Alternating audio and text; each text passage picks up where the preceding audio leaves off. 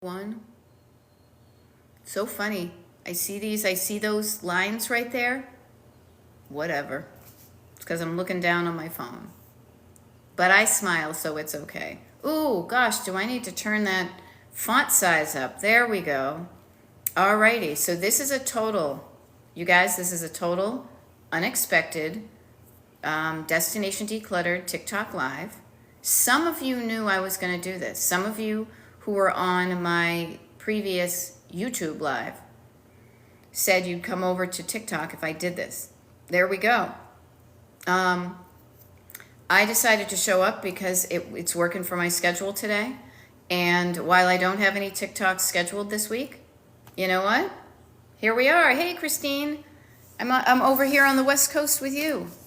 So yeah, so this is what we do here. So let us get there. Shagarita, love it. If we haven't met before, you'll probably hear me say this a couple of times throughout the live. My name is Beth. I'm a decluttering life coach, and my coaching is called Destination Decluttered. I used to be on YouTube a lot. I am now not on it as often, but I have a website. I do one-on-one coaching, and I'm just here to help you with your stuck with declutter-wise. Now, I do come from this from a couple of perspectives. One is a person of my age, so I'm Gen X, so there's going to be a lot of pop culture, a lot of probably random references to old TV shows. Who knows what the heck's going to come out of my mouth? I might burst into song. You just never know. Because I like to have fun while getting stuff done, okay? Because it bores me to tears. If I was here in a lecture hall, I'd be lecturing, you'd be falling asleep, I'd be bored, it would be miserable. But this is an opportunity for me to connect with you and for basically to help you learn the skill of decluttering in a way that doesn't feel as bad as it may have in the past, in a sustainable, repeatable way to do it. So it's just simple steps, turning down the drama on it, okay? Turning down the drama. Now, turning down the drama, you can see I'm old-timey because I pretend like I'm turning like a dial, like the volume down on a song you don't like, okay? So, what I'll say, Gabby, it says, you don't know how badly I need to see you pop up. I have to declutter my room so bad. Awesome. I'm glad to help you. Yeah. Here's what I like to start everybody with. Everybody. Check in with yourself. Yourself. Carla Jane, good morning. Good morning. Yeah, and I will be here. Just so you know, it's actually, it's funny. It's 9:04 in the morning where I am, but it's 12:04 where I'm from, because I'm on the West Coast for a week, but I'm from the East Coast. I will be here for the next 55 minutes. Okay? Yay, Irma. I was anxious to let you know I got my paperwork sorted, filed, and taking it to get shredded. Yay. Irma, let's do this. How about instead of I was anxious to let you know, use a better word. How about I was excited to let you know? To me, it's the same energy, but it's got love and good stuff behind it. You know? So here's what I like to do at the very beginning, is to just make sure that you're feeling good physically and you're feeling good mentally. And I say mentally, but I really mean kind of like energetically, nervous system. Are you all like this? Oh! No, we want to be more like this. I talk a lot about quieting down, calming down, slowing down, drinking down some water. This is great. By the end of this live, I will probably have already drank one of my first waters of the day. So this is where it's a great place for you to start every day, is checking in with yourself. Now, I also tend to use a lot of car references because I'm American and I drive a car. This would be analogous to every day when you go out to drive in your car, before you start your car, you look to see if you have enough gas. You look on your dashboard to see if all the levels are good. And if there's a level that's wrong, if maybe you need to put more air in a tire or windshield wiper fluid or whatever, and that you take care of that so that you can drive ahead easily and confidently and feeling good. Okay, cool. Irma, I'm glad you makes you feel excited. Yes, and congratulations. That's great stuff. So notice how your energy is. We're all energetic creatures with atoms and neutrons and electrons and all that buzzing around in us. How you feeling? Hot, hot, hot? Are you feeling good? Are you feeling 7-Up? Are you feeling not so good? If you're feeling not so good, here's the thing I like to play with too, is the opposites. The opposites. If you're not feeling good right now, what would feel better? What's the opposite? What would make it a 10? Okay. Feeling 7-Up, I'm feeling 7-Up.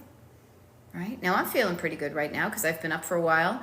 And I have a little morning routine of stuff that I do that makes me feel good. And no, I'm not about to go into some infomercial about, selling you supplements. I mean, I get up in the morning and I stretch my body and I drink some water and I eat something healthy. And that makes me feel good. I have also learned to quiet down my backseat driver voice, which I call my kind of fearful voice, the voice that says no. Quiet that down. And I turn up the volume on the voice that whispers yes. My co-pilot, hey, who always says, all right, I woke up this morning in the bed over there and I was like, all right, my God, the sky is blue. I see green on the trees. It's a beautiful day. The sun is out. What do I want to do today? And then I listen for my answer and I write it down and I make it happen. Now, this is kind of a life coachy approach to decluttering, but the same principles apply to decluttering. Because how you think and feel, how you feel will affect how you declutter. How you think will help you declutter. How you think right now, you're probably thinking some crappy thoughts about decluttering, how painful, arduous, takes too long, it's got such a bad rap, okay? But I want to share with you, you can flip that. You are telling yourself some unhelpful stories about decluttering. And I say unhelpful because it's not helping you to do the decluttering, to talk about how awful it is and how I hate to do this and I hate to do that, right? So let's flip it. What do I love to do? Maybe I don't love to clean the house, but I love looking around. And here's the things that I always like to hit on. 3 things. I'm always about 3 because 3 is a magic number. 1 is I like how it looks. Ooh, I like looking around my house and I like how it looks. I like how it functions because things are where I want them to be. I know where things are so I can easily get them, easily use them, easily put them away again. So it functions well. It looks good, it functions well. And for me anyway, if my house looks good, and kind of, I say looks good, but then all the senses. It smells nice, it sounds good, I have tasty foods in the fridge, whatever. When the senses are saying yes, and then it's working well, when it works well as a machine to make my life easier, then I feel good in my body. And I feel good in my home. And I want you to feel good in your home known as your body, but also the home that's kind of the 4 walls. Okay? Yeah. So Danny Smith says, I love organizing, but once things are organized, I have nothing more to do. I get you. Because organizing can be very self-soothing. Like items together, creating order out of chaos. I mean, these are things that I had on my resume. You know, I like to help solve problems and create order out of chaos. Now, what I would recommend, if you love organizing and once things are organized, I have nothing more to do, I'm sure you could find something else to organize. You could help other people with their stuff. You could organize your family tree. You could teach organizing to people.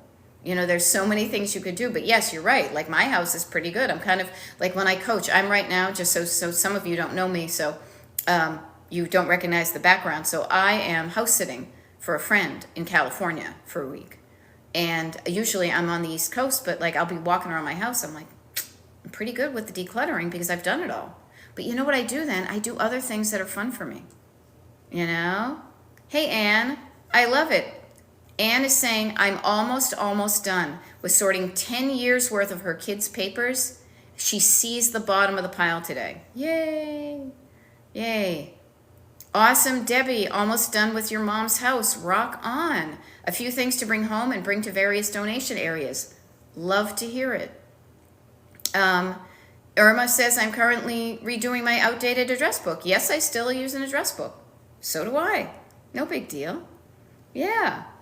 So good stuff. Notice that I would not be showing up extolling the virtues of decluttering if I didn't hear from so many people how their clutter makes them feel bad. So I say, if your clutter makes you feel bad, let's work on the clutter so you feel better. Now, Andrea Downs is saying, what's the best way to organize and sort photos? I don't do best. What I would say is, what is your reason for saving them? And that may help you discover a way that's good for you. So for example, I tend to be the person in my family who is like the archivist. I'm the person who is keeping the family tree updated. So one of the things I realize is I want to save some good photos of the generations so that future generations know what previous generations looked like. Maybe what their house looked like, maybe things like that. You know, who are you saving them for? Yeah, for when someone dies, they are easy to find. Okay, it depends on the someone. What I would say is one thing that I have noticed in going through old photos from my family, please label the photos. Label the photos. Flip it over on the back, the year it was taken, the person who's in the photo, maybe where it is, so future generations know who these things are. Okay? The other thing too is if somebody dies, they were easier to find, labeling the photos and then putting the photos that are of a certain category. These are all the pictures of my mother. These are the ones we're going to use on her funeral. Putting them in an envelope, putting them in a box, putting them in a container. But also not just, but being judicious, not necessarily saving all of the photos. Now, back in the day, a photo was precious. You had maybe one or two photos, if you were lucky, for an entire generation. Then the world changed and everybody had disposable this and multiple this, and they gave you triplicates and you had tons of photos. So there's probably a whole glut of crappy photos in your photo collection. Or multiples where you took a number of them, but you didn't pick out, but you didn't decide which one's the best and discard the rest. Okay? So, yeah. And here's the thing, like Anne says, I feel like throwing away a bunch of very old photos, tintypes, because they're unlabeled. Yeah, if you don't know who they are, they just become old people from back in the day. If you saw them in an antique store, you may not even know that they're related to you. It's only because you have them. I went through some old photos from a great aunt of mine that I'm pretty sure that a bunch of the photos in them was much like my photo album that had a bunch of pictures of my friends from high school. I'm pretty sure it was her friends from high school from 19 or 18 something or other. Okay? Yay, Carla. I'm so proud of you. Taking care of yourself. Carla went to the hospital and had 2 medical tests today. Do you have medical tests you've been putting off? Why not spend some time today and schedule them? Okay? Soon I will be answering some paperwork I've been putting off. Yeah. You know? So what I say is take care of yourself, but also why are you saving the photos? Are you saving them for yourself? Now, I'll share with you I want to follow up because there was one thing I want to mention about photos. I've got my photos, me personally, my photos, pictures of me, my photos from high school, from college, from all those, me, all mine that tell me stories. Those are a different category of photos than the ones of me that would be probably the family tree photos.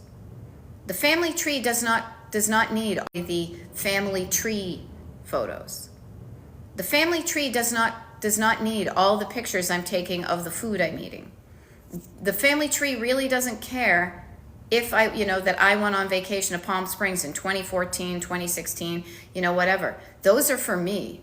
When I die, honestly, somebody can delete them or throw them away or keep what they like. But I'm going to be very clear to the future generations that they should not feel guilty about throwing away my photos. Okay? So, and especially if they don't know who they are, if there's no connection there.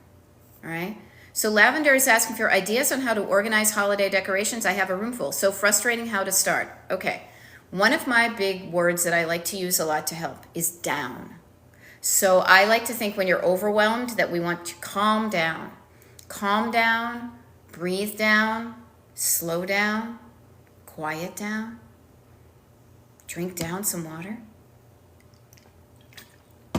Okay. And one of the downs you can use, lavender, is to chunk it down. Now, what's a chunk? A chunk is a smaller piece of a bigger category. So you have a category called holiday decorations. Now, the neat thing is that many things have an organic chunking down.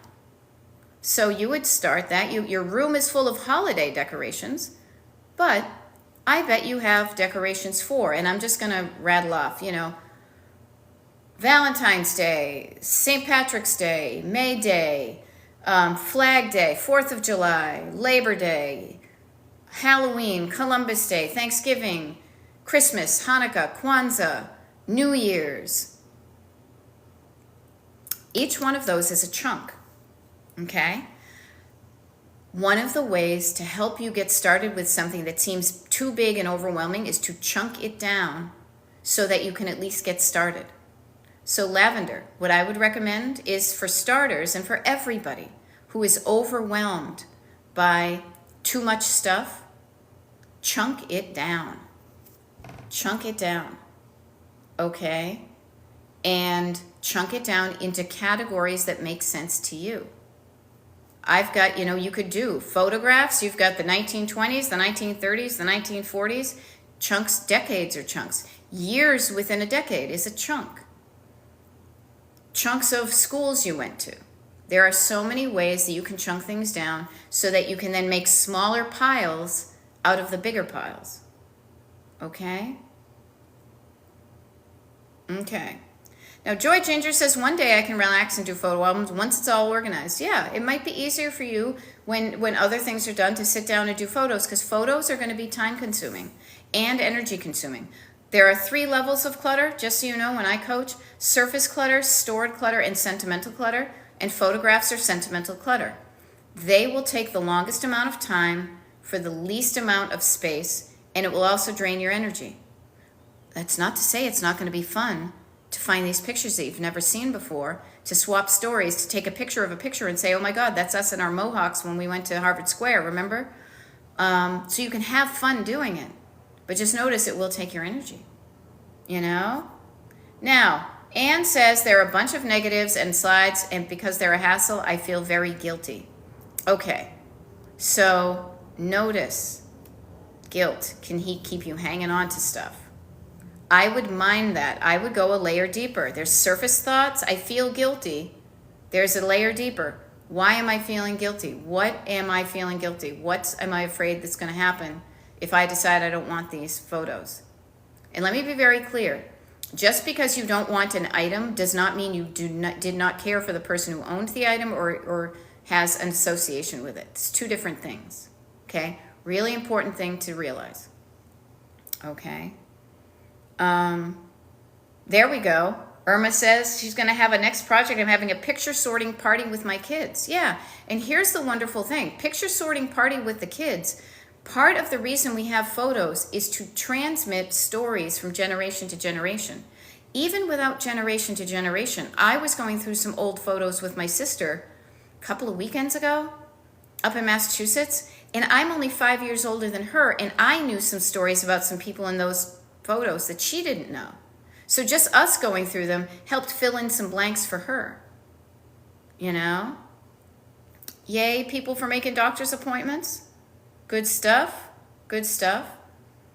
Bunch of new messages. Okay. So there we go. Good stuff. I just retired, and should I unclutter my garage or future craft room first? Smiling, you can do whatever you want. You can do whatever you want. I would start with, this is what I'm thinking. Start with something that's easy, that's going to give you a lot of kind of what I call like those easy, like the low-hanging fruit, the kind of easy wins. Because you will need some space to declutter. Decluttering requires you to be able to temporarily spread things out so you can see what you have. So that might be you getting stuff out of the room and getting stuff out of your craft room that's no longer craft stuff. That may have you, however, if you know there's a bunch of stuff that you can easily, without having to think about it, without getting your nervous system engaged, if there's stuff that's in the garage that can easily go, you might want to start with that too. There's no right or wrong answer. There's no perfect way, best way to do this. The only thing I will offer to you is it's so much better to get started, because then that's when you're going to learn where the gaps in your decluttering knowledge is, where you get stuck. And I show up as a decluttering life coach to help you through those times, to observe where you may get stuck, and to provide you some opportunities, some things to do in those things so you learn to unstuck yourself. Okay? So good stuff. Alrighty. I love it. One persona helping somebody. Good. Yes, and there is an app you can look at negatives and slides and see if you want to keep them. Good stuff. Yeah, 5 generations of space. Yeah, so Anne, notice, I'm also our archivist, like 5 generations of saved special shit, and I don't want to keep doing it, but I don't think other kids do either. I donate to museums all the time. There is so much. I'm getting it, but yeah, it can be overwhelming. The wonderful thing, Anne, I would say, is you are doing a good job for yourself as well as the previous generations and the future generations. I am of a generation that I'm between eras myself, and I feel like this is our role, is because we are having to learn the skills that the previous generations didn't. They had everything that was a lot more precious. We live in a different way, a little bit more disposable. But I would say that having some photos of the previous generations is great, but not all of them. And we get to decide, frankly, we get to decide. We are the ones who get to decide what stories live on in the families. Nobody else does. So you're doing a good job, and if you're tired of it, get somebody else to help. You can stop at any time. Okay? I love it. Comadre de madre. I've decluttered and organized most of my room, and I feel amazing. Thank you for your judgment-free help. Yay, I'm glad it works for you. Yeah. Debbie's bringing her photos from the 40s and 60s to her uncle to identify them. Yeah. Yeah, I didn't care about the past when I was younger. It got in my 40s, and all of a sudden I cared. Yeah. Yeah, it's because we are getting older. We are now oh my God. So I was at a funeral over the summer for my cousin who is 2 years older than me. She died. Unexpected, crazy. And then when they had the funeral, and we went there, and I realized we were the old people table. We used to be the young kids. Now the young kids were over there sitting with their new husbands and wives and babies and stuff. We were the old people table. And we don't want to be forgotten. And we remember some of those old people that those kids don't remember. So, yeah, it can be important to you. So I would say this, just because right now the kids in your family may not be into it, they may be later. Or they may skip a generation, and there could be a grandchild who's into knowing where the family is. You know, they may not be into the research of it, the nuts and bolts, but they will appreciate your work in doing that. Because I appreciate the fact that previous generations saved some of these photos. Do I wish they had labeled them? Hell yeah. So I will do something different. I will label the photos that I have.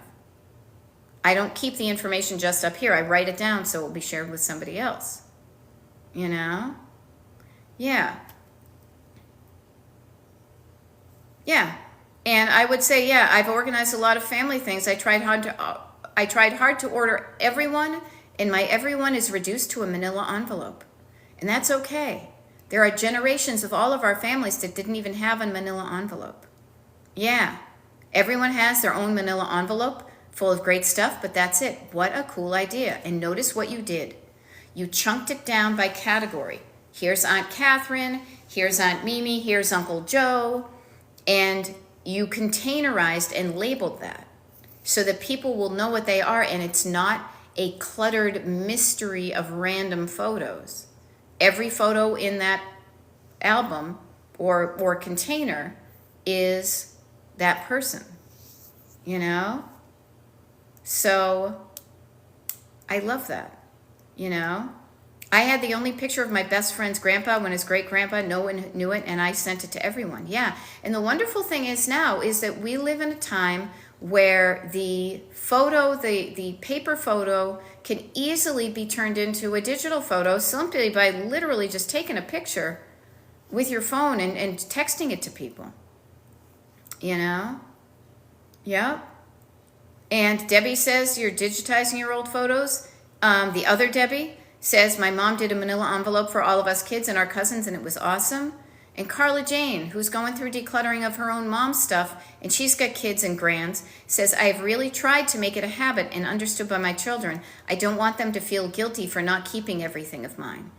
Right there with you, sister, because I'm doing the same thing with my nieces and nephews. My stuff is important to me while I'm here on the planet. When my flame is extinguished, they do not need to feel guilty about, well, it's an antique. Well, Auntie Beth really liked it. No. I am not also handing down a guilt trip. I'm giving them a get out of guilt-free pass. You know? Yes. Yeah. So deciding what stories of your life you want to have evidence of. That's your stuff. Deciding what stories happened, but you want to just fade them out in the background. Deciding the things that you surround yourself on a daily basis. Do they work well? Do they bring you joy? Or are you frustrated every single time you try to put your, toothbrush in the sink, on the thing next to the sink, and it falls over?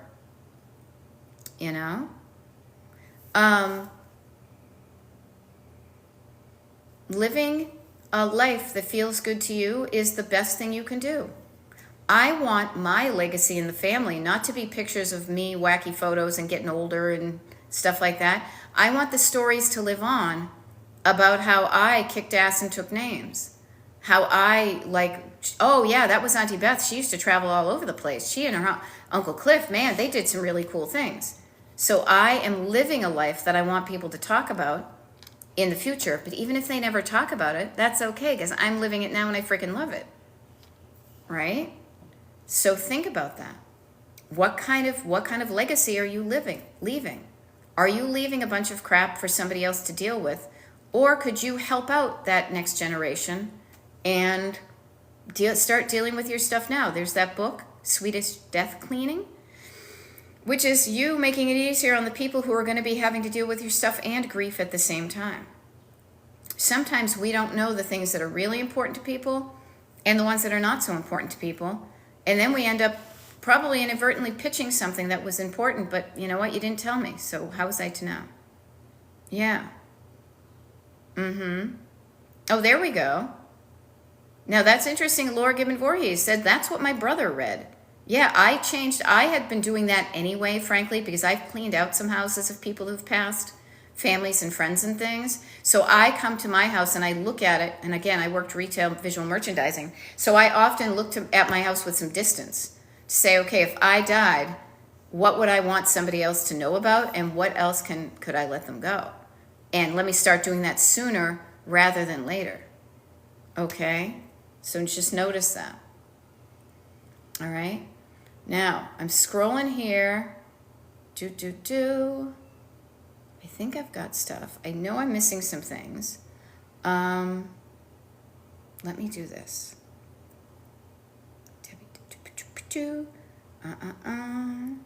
There we go. So Ashley says, my grandmother has a collection of cardinals. My grandfather, who passed, has a collection of the end of the trail. She's holding onto his stuff, and eventually we'll have to manage her.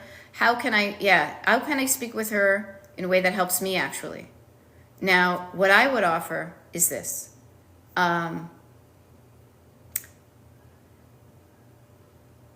What do you want? Ashley, when you get clear on, and this is for everybody, not just Ashley, but this is a really good point that I think is worth repeating or just mentioning, or this is why I'm saying it. What do you want? Ask yourself, what do I want? Do you honestly, truly light up with a green light in your heart when you think about your grandmother's cardinal collection in your home? Do you light up a green light in your heart like, oh my God, I'm so excited, I can't wait for the End of the Trail collection to come to my house? If the answer to either of those is not a green light, hell yeah, can't wait, note that. It is okay, and trust me, I come from a collector family. It does not mean you didn't love your grandmother and grandfather if you just didn't happen to like what they collected. It also doesn't mean that you don't love them if you decide to rehome their collections after they pass. Okay? Okay. So, Mama Cruzy, it is the art of Swedish death cleaning. Write that down and you'll get to it on the internet. Okay? And Anne, no, I do this for free. I do one-on-one coaching with clients. If you're interested in that, you can always sign up for my mailing list to just get notified of when I have openings. But this is what I know I struggled with this, so I just reach out to just let people know that this is what I do. And if you want to become a client, we can talk about that. Now, here's the other thing, Ashley, too, about this, is this. Let me be very clear. You may not be able to change somebody's mind about their stuff before they pass. I'm just laying it out there. They may want to hold on to that stuff until their last dying breath. It may be so traumatic and upsetting to them to think about losing any of their stuff that if you're trying to convince them or change them, you may be frustrated and it may not work and it may create more tension than you need. This is why I say to you, get clear on what you want. You may not be able to do anything with her collections, with those collections, until somebody passes. But when they pass, you will have a plan in place. If it brings her joy, I mean, my mother collects books. Is she reading any of them? I don't think so. Or she reads like 5 sentences in and then she gets distracted. I could try to stop her. Oh, hey, kitty. I could try to stop her from ordering things on Amazon, but it brings her joy. It brings her joy. Am I going to take away her joy just because I would rather her get rid of her stuff before she dies than after? No. Okay? And so I just say, if you don't want somebody else's stuff, that's totally okay. Yeah. And when user 1963 says, my mom is willing the tchotchkes to your 6 kids and they don't want 98% of them, yeah, tell your kids it's okay that they don't want them. Don't guilt them into them just because grandma wanted them, right? Hey, you guys, check it out. We got a special guest star here. Hey, look. Say hi. Say hi. I got a kitty. I'm kitty sitting. Okay? So yeah, this is why I'm a decluttering life coach, because I show up in your life to remind you of you, to say, hey you, what do you want? What do you want? This one right here wants some petties. But do you want any of that stuff? And the answer can be no. And you are not a bad person for saying, thank you, but no, I don't want your stuff. And if somebody tries to guilt you into it, you don't have to accept the guilt gift. Okay? Yeah. No, I love it. Danny's Mess says, my husband and I, it totally got away. My husband and I have been reaching out to other family members if anybody wants X, Y, and Z. Wonderful. Somebody may want that. Yeah. And some people out there that you don't even know may be so freaking excited to get the things that you could care less about. Trust me, I used to sell things on eBay. I still do. There are things that I think, I'm like, I don't even want this. I don't think anybody wants it. And somebody's like, oh my God, I'm so excited about that. You know? So notice that. Oh, there we go. Somebody's shedding. Anyhow, yeah.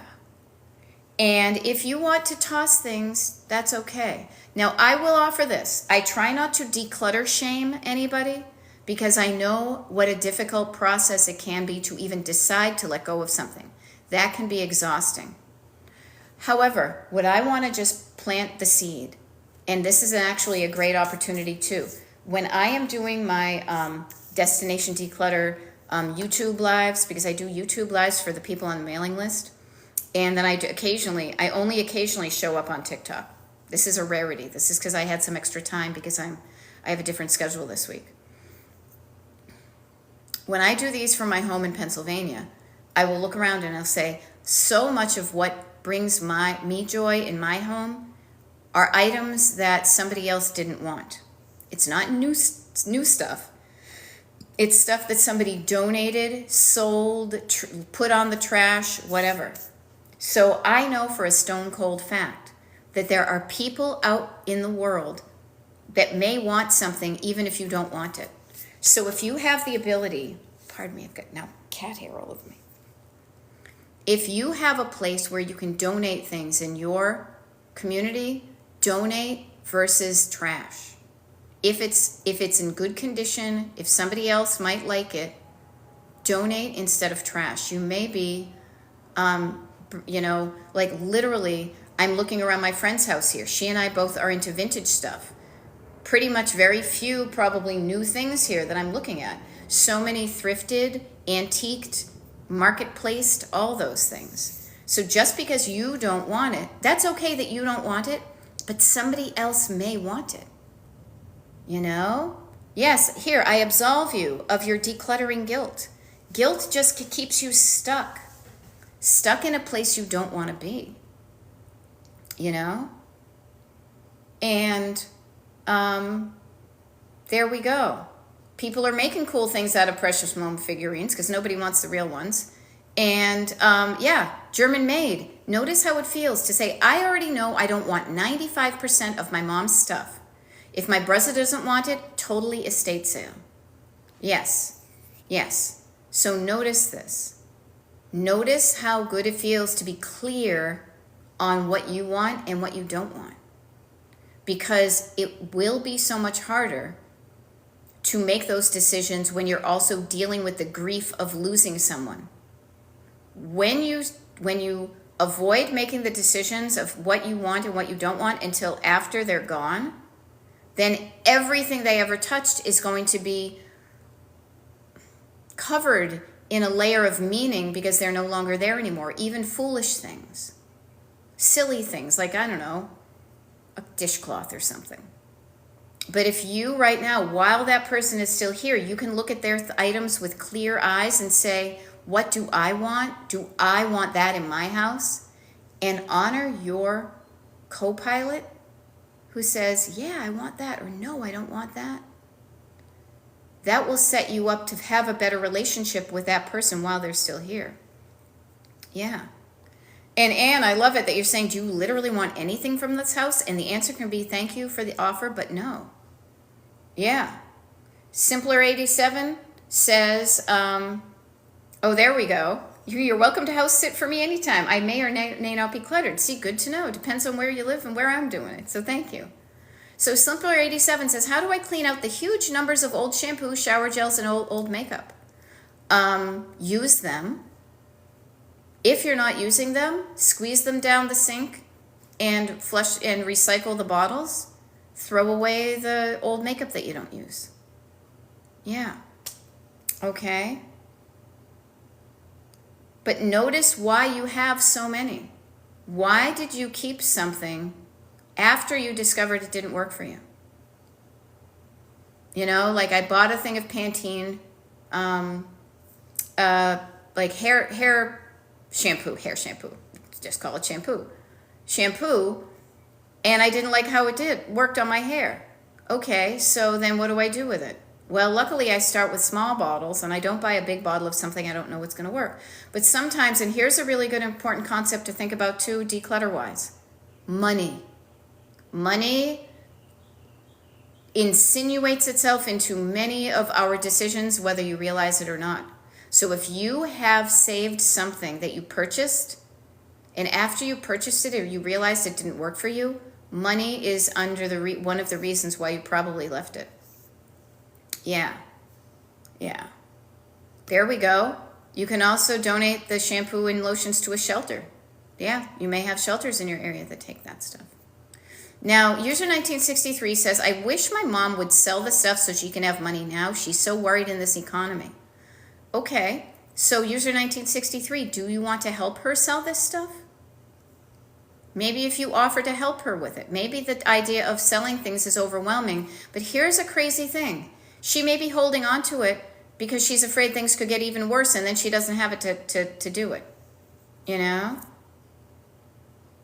There we go. Barbara says it costs her money to put items in the garbage, so she donates instead. Yeah. Yep. Yeah, just in case. Yeah. Now, yeah, Olga says, yesterday I threw away a drawer full of eyeshadows that I hadn't used in 13 years. Yeah. So I would have that conversation with your mom, but again, you may not be able to change her mind. But what you can do is say, okay, fine, I'm not going to win this war, but when she donates those, when she's doing that, you have a conversation with your children, letting them know they don't have to keep it. Yeah. Yeah. Laura Gibbon Voorhees says, I had so many bottles of body spray and perfume. I used to wear it, but not now, and a lady was thrilled. Yeah. And Pooh Bear is saying, I prefer to let my mom live in her fantasy that I will be using all her stuff if it makes her happy. Yeah. Like, I could battle with my mother on a daily basis. I see what she buys from Amazon. The woman lives in a house of books. She barely reads them, but she still buys them. I could get into a fight with her every day and try to change her mind and tell her that she's not doing it and force her to read a book before she buys another one. Screw that. Screw that. I want her to be happy. If it makes her feel better to feel like she's going to read that book, yeah. Let her do it. And then when she dies, man, all those books are going to like an estate sale. You know? So, yeah. And so just notice that you cannot, this is what I want to come back to. Notice I said I'm a decluttering life coach, and in case we haven't met, my name is Beth. I'm a decluttering life coach, and my coaching is called Destination Decluttered. But I am a decluttering life coach. So I show up not for your mother and not for your brother I show up for you. Okay? I show up for you, and I ask you the simple question, what do you want?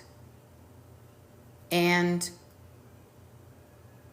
encourage you to start asking that of yourself and to get more in touch with what you want. And sometimes the flip side is the stuff you don't want. I don't want all those books of my mother's. Noted. That's good to know.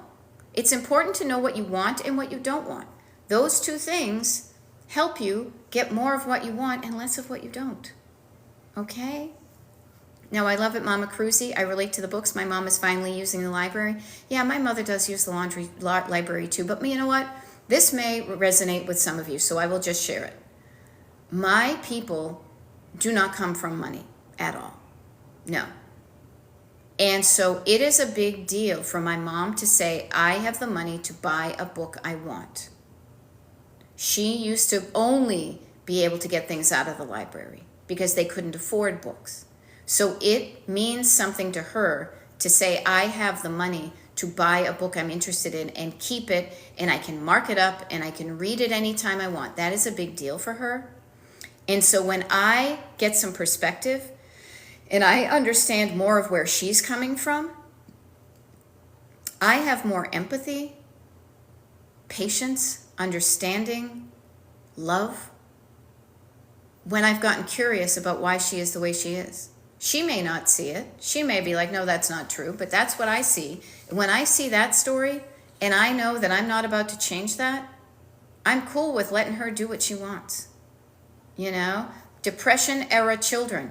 If you are like, so I am 58, so I am OG Gen X, and so there is a generation of us who were born to people and raised by people who were severely affected by A, just maybe being poor to begin with, B, the Great Depression, and then World War II, and then the world changed a bit. Because after World War II, there was a boom in consumer products because the factories that had been kept busy during the war making things for the war still wanted to remain in business. So there was an explosion of lower priced, lower quality goods. So you were able to get quantities of things, and regular folks, poor folks, could then afford things that before only rich folks could. You probably see this in the plethora of China, the fancy dishes, the fancy glasses. Suddenly, people who were not fancy at all, and I'm watching that, what is it, the gold, the people earlier in these decades, that TV show, The Golden Age or whatever it's called. People who weren't Golden Age could afford to pretend to be that and have like the Mikasa glasses versus the cut Baccarat crystal or whatever. So it is a big deal for certain eras to own certain things. It means something to them about status, about money, about who they are. But also, those previous generations, at least from my perspective, are not as comfortable with going a layer deeper and getting to those places of understanding where they're coming from. Okay? So I say to you, we are affected by our environment, the people who raised us, the people who we're surrounded by. And knowing that that is a thing, then you can say to yourself, okay, where has their thriftiness? Maybe it's like, oh, don't throw that away. That's wasteful. You're not wasteful. You're a thrifty person. So then you keep this stuff even if it doesn't work for you. Yeah. So I offer that as a historical perspective that probably is not just in my family, but it's on many people in the US and maybe you right now. Is if you're dealing with somebody who's older than you, who has clutter, they were probably raised in a place that didn't have as much stuff, and it makes them feel good and secure and safe to have items around them. So do not dismiss that as a reason that you can, logically, you don't need that, but man, it's not about logic. It's about how you feel. And if you're not in touch with how you feel, you don't know why you're clinging on to it. You're just clinging on to it. And some people will die never knowing why they do things. Don't be one of those people. Okay? Yeah. Depression-era children, losing everything, and they saved everything down to the plastic shopping bags. Yeah. I'm 43. That's totally my experience. My people were born in 1907 and 1941, and they saved. Yeah, and my mom is born in 1941. And yes, saving, being thrifty, using things, saving things in case another depression happens and you've got something to fall back on. You know? Yeah. Notice the stories we know about our people that they've shared. My mom was an orphan, raised by nuns, owned one box of books and one doll, and the nuns took it away at age 9. So are you wondering why your mom may be wanting to cling on to stuff? Because she's still trying to make up for the fact that her 9-year-old kid, somebody else made a decision to take something away from her. So she has control over what she has now, and there's no way in hell somebody's going to take care of her stuff away. Yeah. Yeah. And so, yeah, holy smokes, are your clients mostly this age? Yeah, it's a totally common theme. It really is. That and ADHD. Yeah, it seriously is. Cans and cans just in case. Yeah, I see the habits that I've kept from my mother and my grandparents, and we lived with them. Yeah, you know. Yeah, my mother's a pack rat, has a lot of stuff, and my grandmother was a hoarder. Yeah, me too. My mother-in-law has about 100 gallons of water in her basement. Fear of lack. We are probably all going through it to a certain degree right now with what's going on in our Great Depression and stock market crash. The fear of not being able to afford something. The fear that when you go to get it, it won't be there in the store because, you know, the store had a run on it. To feel safe knowing that you have water to drink in case of an emergency. This is not uncommon. This is life survival stuff. It is base kind of, you know, things, but then it can be fear of letting go of anything and knowing if, you know, feeling better at having more, you know? Yep, my parents bought bread from a discount store and then froze it. You know, I see the little things that I do that I've just been passed down. So here's the thing I want to share with you. You've probably been passed down some good things. It's not all bad and it's not all good. What I offer to you is the opportunity to just notice where you are, you. Notice what you have and ask yourself, is this too much? Is this too little? Or is this just right? And to me, clutter is always just the just too much part. And then you ask yourself lovingly, patiently, without judgment, with curiosity, why do I have this? And then listen to your answer. Okay? Yeah, my dad had a box labeled strings too short to save with tiny little pieces, and yet something, he made a joke of it, and yet he still saved it. You know? So I share with you, I don't care how old you are, if you're listening to me right now and this is resonating with you, you can do something different. You can change the direction and the dynamic of how you think about stuff in your home, feel about the stuff in your home, and act about the stuff in your home. If you tell yourself you don't have enough, or what if I need that someday? You feel kind of lack, you're going to hang on to it. But if you trust that all will be well, you may be able to release some things that you don't want. Right? Well, thank you. Yeah, thank you, Damn It Donna, for appreciating the talks. I just realized, looking up at the clock, I've got about 7 minutes left. And I love it. Cynthia is saying, it's easier now after listening to you these past months. I feel better and have decluttered things and how and why I do things. I'm trying to change my brain. And you know what? You are changing your brain. But your brain changes like your body, slowly, with repeated exercise, with repeated thoughts, quieting down the unhelpful, turning up the volume on the more helpful things. It's practice. So it is happening right now. It really is. And you are changing your brain. And when you change your brain, you can change the dynamic. You can change the trajectory of your own life for however long you're here. And you can be an example to your other generations of what, if you're looking at your past generation saying of what not to do, how about you being an example of what to do? Yeah. Oh, funny. Yeah. See, I was thinking of Carla Jane because she and I do one-on-one coaching. Carla is saying, Beth has changed that bad habit carriage in my family.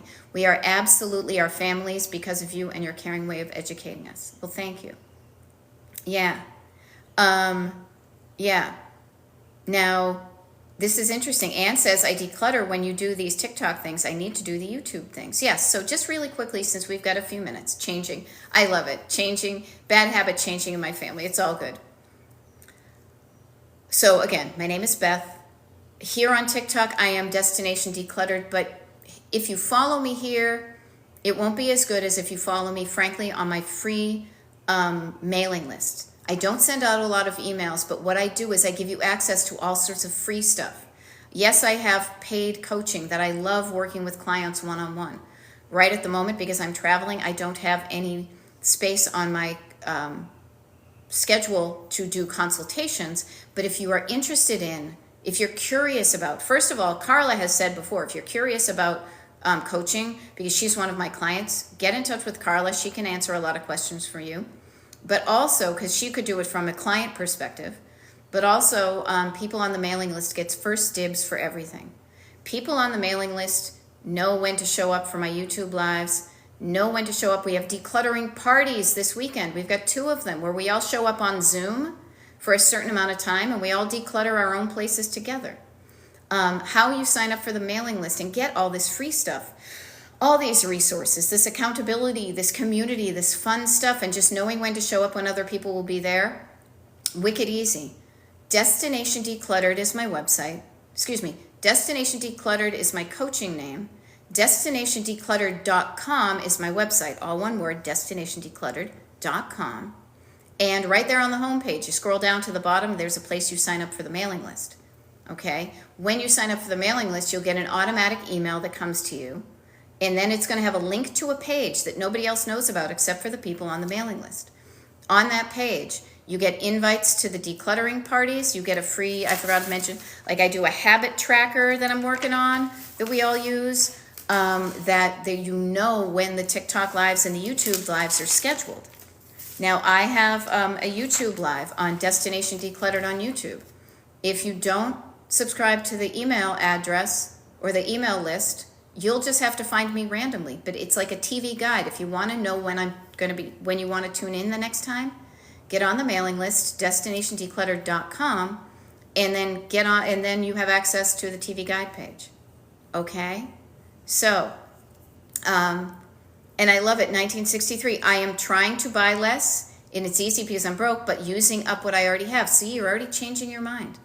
You're changing your mind and you're changing yourself.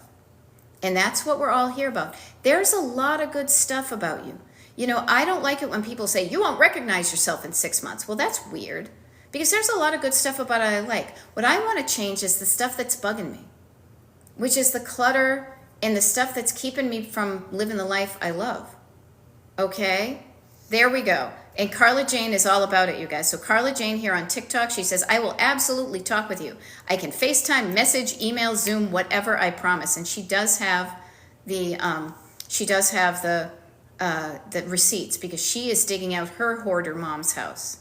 And she knows what it's like to deal with that generation. And come hell or high water, she is not going to let it happen to her or her kids or grandkids. So she is changing the trajectory of her entire family, you know, and she is always offering to help people discuss this type of thing when I don't have an opportunity to do consultations about my coaching package and stuff. So yeah, I love this. I love what I do, and I know how much it helped me when I was feeling lost and overwhelmed and freaking out about my life, to find a voice that resonated with me, that cracked jokes, that was about my age, that hadn't gotten her, you know, act together until she was in her 40s or 50s. But it didn't say it's too late for me. It's not too late for you. Not at all. If you have too much stuff in your house, you can start right now, and I can walk you through it in a way that is fun, that is sustainable, that is easy, so that you build better habits for the rest of your life. You turn down the volume on the ones that ain't working, because your habits right now got you to where you are right now. Your habits now have created your environment. So if you want to change your environment, you got to change your habits, and I can help you do that. Okay? So I love this. Now, I am going to sign off right now in about a minute. Yes, Carla Jane is on her 4th coaching package with me. My package is 10 sessions. It's a 10-session package. Just keeps it nice and clean. She's on her 4th one now. She says, it has saved my family and my life. Absolutely changed my future. Now, man, if that isn't a wonderful thing to think of when I sign off, is that we are all here and we can all help each other. And to change your life, if you don't like how your clutter is, you can do something about it, okay? And a wicked easy thing to do would be to sign up for the mailing list. I don't send a lot of emails, but the ones I do are filled with good stuff. I don't sell you anything. It's none of that high pressure stuff. Beth, destinationdecluttered.com. Destinationdecluttered.com. Sign up for the mailing list. And I don't know when I'm going to do another TikTok live, but I do know that tomorrow morning, 11 a.m. Eastern, 8 a.m. Pacific time, I will be doing a YouTube live, which is exactly like this, but just fewer people. So if you want to continue this conversation or just have it on in the background as you're decluttering, you know where to tune in, okay? It's been really nice to see some familiar faces and names. It has been awesome to meet some of you new folks, and I just want to leave you with this. If there's something that's bugging you, you can change it. And if you're afraid because you don't know how, I can help, okay? Now I'm going to go off and play. I'm in Palm Springs, California. I'll see you later.